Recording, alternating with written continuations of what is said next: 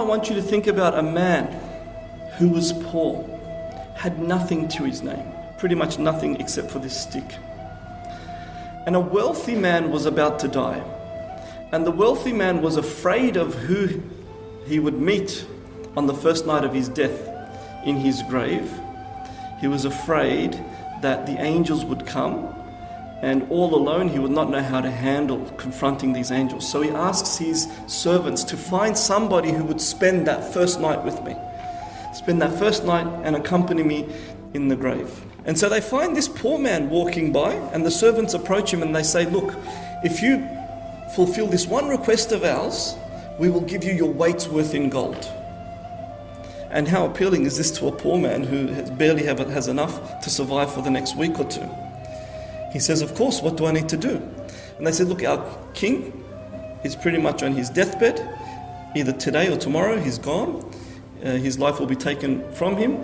All he wants, all he asks, is that someone spend the first night with him upon his death. And the poor man says, yeah, that's fine.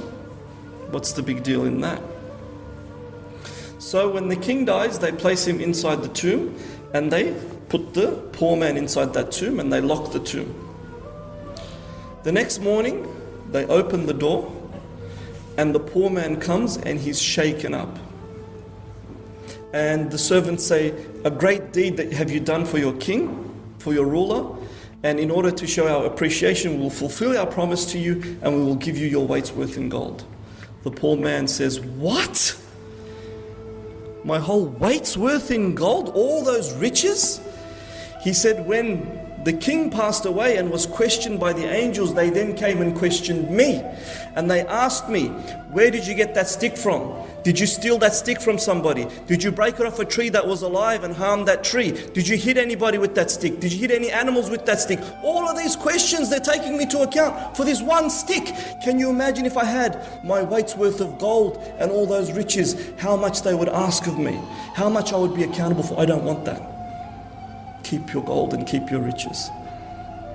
And he wanders off. Now, it's not a matter of the truth of this story. It's a matter of the moral of this story.